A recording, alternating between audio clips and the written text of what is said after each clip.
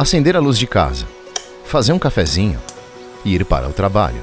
São coisas simples do dia a dia que deveriam lembrar as pessoas como a energia faz parte da vida delas.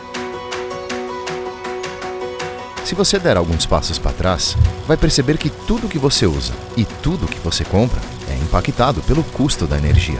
Isso significa que se o preço da energia sobe, ele vai encarecer toda a produção industrial. As pessoas sentem o peso no bolso, já que o custo com energia representa hoje 1/4 do orçamento das famílias brasileiras.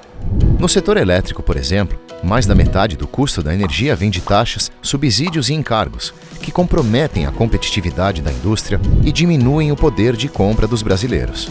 No setor de gás natural, temos uma lei federal moderna, mas que enfrenta resistências, deixando o custo alto, limitando o aumento da oferta e do consumo. E como podemos aliviar esse peso? A resposta está na modernização dos setores de energia elétrica e de gás natural e na retirada de custos que não deveriam recair sobre os consumidores de energia, como de políticas públicas e de proteções a segmentos da própria cadeia de energia.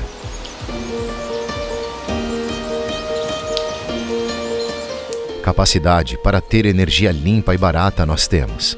Só na geração de energia renovável, nosso potencial é de 18 vezes maior que a demanda total do país.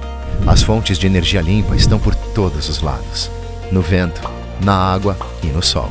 Isso sem citar a oportunidade da biomassa e do gás natural brasileiro, que emite menos CO2 que outras fontes fósseis e deve contribuir com a transição energética no país e a questão climática global. A indústria brasileira já está à frente dessa transformação, cada vez mais entendendo os benefícios e o valor agregado para quem opta por uma produção com menos emissões de CO2. A transição energética é urgente e deve ser feita com regras claras, modernas e com segurança jurídica.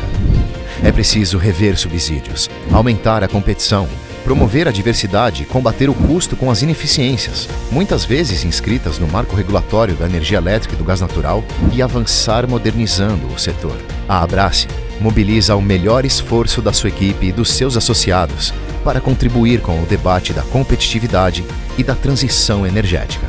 A energia limpa, segura e barata é uma vocação do Brasil, que precisa servir a economia e a sociedade.